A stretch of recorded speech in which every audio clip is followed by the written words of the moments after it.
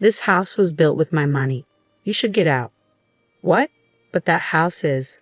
I stammered. Look, you're just part-time. You couldn't survive without me if we divorced, my husband declared proudly, handing me the divorce papers. I'm 32 years old, and I currently work part-time at a local pharmacy. I met my husband, Lon, at work, and we got married 5 years ago. At his request, I quit my job when we married and became a stay-at-home wife. Although I always wanted to continue working after marriage, I finally convinced Lon to let me work part-time recently. For the record, we don't have kids yet. I'd love to have a pet since I adore dogs, but Lon hates animals, so I've given up on that idea. Lon, who never really liked me working, started criticizing the household for the first time. Hey, have you been cleaning properly? The house seems dirtier, and there's a pile of laundry. I've been cleaning and doing laundry like always. Really? Even today's dinner felt like you cut corners. That's not true. I got caught up at work today and came home late. Cutting me off, Lon continued proudly. What work? You're just part-time. I'm the one actually working. Take care of the house properly. Even part-time work is still proper work. I'm the one earning the money that lets us live, so don't talk back. See? I'm right. You have nothing to say.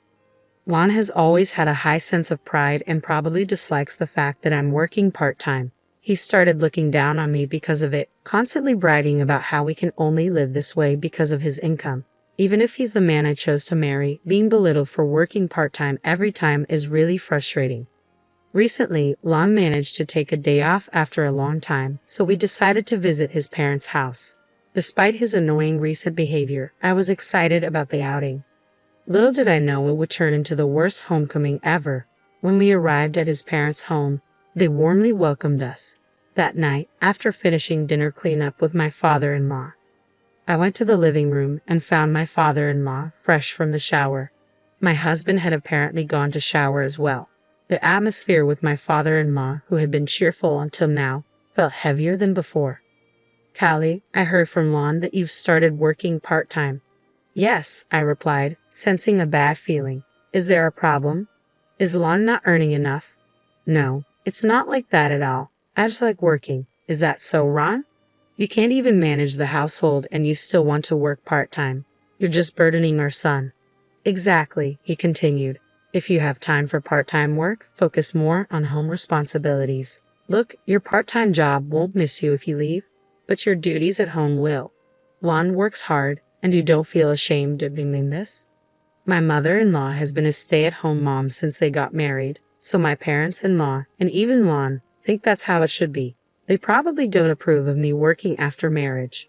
Yes, sorry, I muttered, feeling crushed. I couldn't believe Lon spoke about me like that to his parents. I enjoy my job and the people at work are all great. I wish they wouldn't treat my part-time work as disposable. I've been doing my part at home the same as always. In fact, I'm even more careful now that I'm working part-time to ensure I'm not causing any trouble.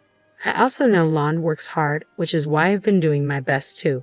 A few days later, feeling down, I missed my parents and decided to give them a call. I wish they lived closer so I could see them whenever I wanted. Hello, Callie, what's up? My father's familiar gentle voice almost made me cry, but something felt off because Mom usually answered the phone. Dad, it's been a while. No special reason for calling. I just wanted to hear your voice. Are both of you doing well? I'm doing fine, but your mom's knee has worsened a bit. She's otherwise in good health, but needs to rest for a while. Is Mom okay? My mom had injured her knee years ago, but she was fully healed, wasn't she? It's not serious. She stumbled on the stairs recently and hurt her old injury a bit. The doctor said she'd be fine with some rest. All right, tell Mom to take it easy until she feels better, and Dad, don't overexert yourself. I'll visit when I can.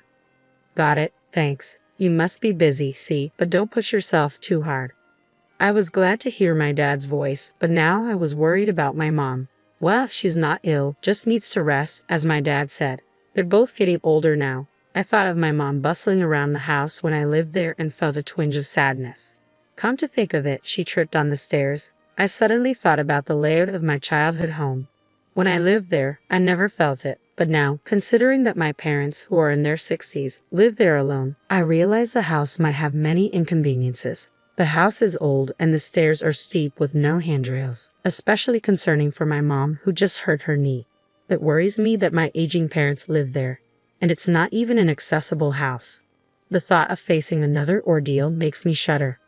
We both have jobs, so we can't be too demanding, but I've always wished we could live closer to my parents. Considering their age and the condition of their home, it might be time to think about other options. I decided to use this opportunity to build a new house for them. Truth is, I have some passive income from real estate that was handed down from relatives. My parents advised me to keep it a secret because you never know what might happen, so I hadn't told my husband about it. I have been saving it for a rainy day, and I'm thinking of using that money to gift my parents a brand new house. I feel so happy to finally give back to my parents who have raised me. Though it's my own money, making such a big purchase isn't something I can decide alone. I immediately consulted my husband. Lon, my parents are getting old. This could be a good opportunity for us to help them. He agreed more easily than I had expected. Really? That's great, thank you. I was a bit surprised as I thought he'd say no. Well, I'm not sure if you working part-time can actually pull this off. See, you're silent again. Can you really do it? I can, I replied. Do your best then. I was happy he agreed so quickly, but the way he belittled me for working part-time honestly made me angry. I thought my part-time job had nothing to do with it, but arguing would be a hassle, so I ended the conversation. The next day, I began making arrangements for my parents' new home. From then on, everything went smoothly with the contractors. My husband didn't seem too thrilled about it, but he didn't say anything, so I didn't dwell on it. Then, one day, I noticed a significant amount of money missing from our shared account. It had been a while since I checked the bank account, so I updated the passbook. I had no recollection of withdrawing $5,000 this month. It must have been my husband, but for what? I'll ask him as soon as he gets home tonight. When he got home, I asked him about the missing money. Hey, I updated the passbook today and noticed $5,000 is missing from our living expenses account. Do you know anything about this? Yeah, I gave it to my parents. What? Why? They seem to be struggling financially. We had some savings, so I thought it would be fine. I didn't notice anything like that when we visited your parents' house last time. Maybe they acted normal so they wouldn't worry us. Got a problem with that? No, it's not like that. This is about household expenses. You could have at least consulted me. My words must have touched a nerve. My husband sharply retorted, It's my hard-earned money. I'll use it how I want. I don't need to consult you every time. You only work part-time and can't even handle things at home. You're getting a bit too high and mighty. Annoyed with my silence, my husband slammed the door and left the room. I always thought Lon left the house matters to me because he trusted me. I felt trusted, yet he didn't consult me this time either. If his parents were really struggling, I'd want to help too. I wouldn't oppose it. It's been 5 years since we got married, and it hurts to feel like there's zero trust. Things have been awkward since then, but life goes on as usual. We've had our share of fights in these 5 years. This time, too, things returned to normal before we knew it. I did wish he'd apologize, but I didn't want to ruin the mood, so I stayed quiet. In the meantime, our new house was completed. I heard that with newer homes, construction updates can be quick, and it turns out it's true.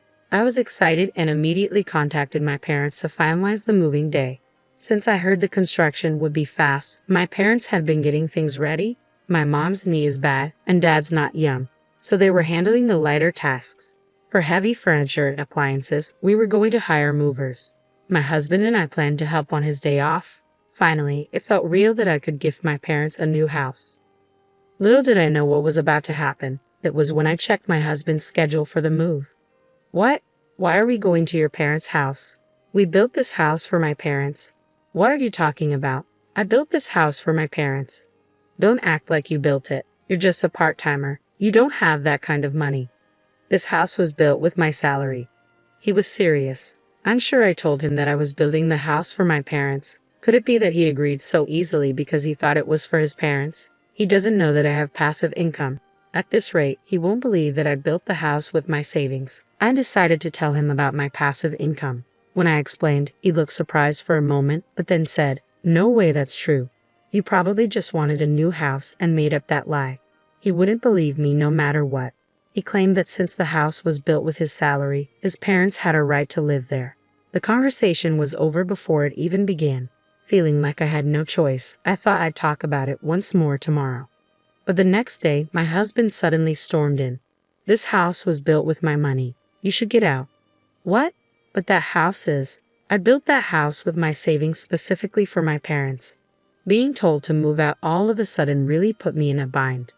Well, you're just working part-time, so you wouldn't make it without me if we got divorced. Divorce? Out of nowhere. I couldn't grasp what my husband was saying. Smirking, he handed me a pre-filled divorce application and left for work with a smug look on his face. My husband has been belittling me for so long, he probably never thought I'd actually go through with filing the divorce papers. He might think he's intimidating me, but I can make it without his income. Fed up, I filled out the divorce form and submitted it. I packed my bags and left the house, heading straight for my parents' home. They were surprised to see me, but once they heard the story, they welcomed me warmly. I moved back in with my parents and everything was set up sooner than expected. We started living together in the new house. I was a bit concerned that I hadn't heard anything from my husband, but since I had already filed for divorce, I decided not to worry about it. A little while after I moved in, an unknown moving company showed up. Upon checking, I found out the items were being moved in under my ex-husband's name. According to the movers, my husband and his parents would be arriving soon in their car. They were planning to move into the home where I live with my parents without even asking. We may have been married once, but we're divorced now, so he's a stranger. Moving in like that without asking is both unbelievable and frightening. The movers were also confused. After talking with my parents, we called the police.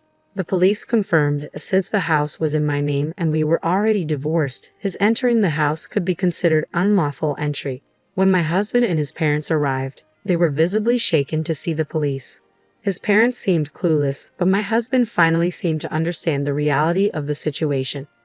What is going on, Juan? Explain yourself, his parents demanded. He looked extremely rattled, getting grilled by both the police and his own parents. I'd never seen him so flustered. I didn't really want to have anything to do with him anymore, but I decided to submit evidence to the police. I don't know all the details, but from what I heard through mutual friends, he had a tough time. His parents had already canceled their housing arrangements, so they had nowhere to go. There were complaints from the moving company too, and due to the evidence I submitted to the police, things got even worse for him. I had proof of his emotional abuse, audio recordings from times he really got under my skin. After all that drama, I managed to secure a settlement in the divorce. My ex-husband drained his already meager savings and is now living off his parents' support. Word got out at his workplace, making things super awkward for him. I used the settlement money to treat my parents to a vacation. They were thrilled, and so was I. I also invested the rest of the settlement and my savings to start my own business. It was a struggle at first, but now things are picking up and I'm getting some breathing room. So I finally decided to get the dog I've always wanted. Now life is fulfilling and fun every day. I'm genuinely glad I took the plunge back then. Off for a walk. Take care, dear, my mom said as I grabbed the leash. But there's another reason my days are brighter. Oh, hi Kelly, you're walking your dog too. I met this handsome neighbor while walking my dog. Hi, yeah, I'm walking my dog. Do you mind if I join you? Not at all, I replied with a smile.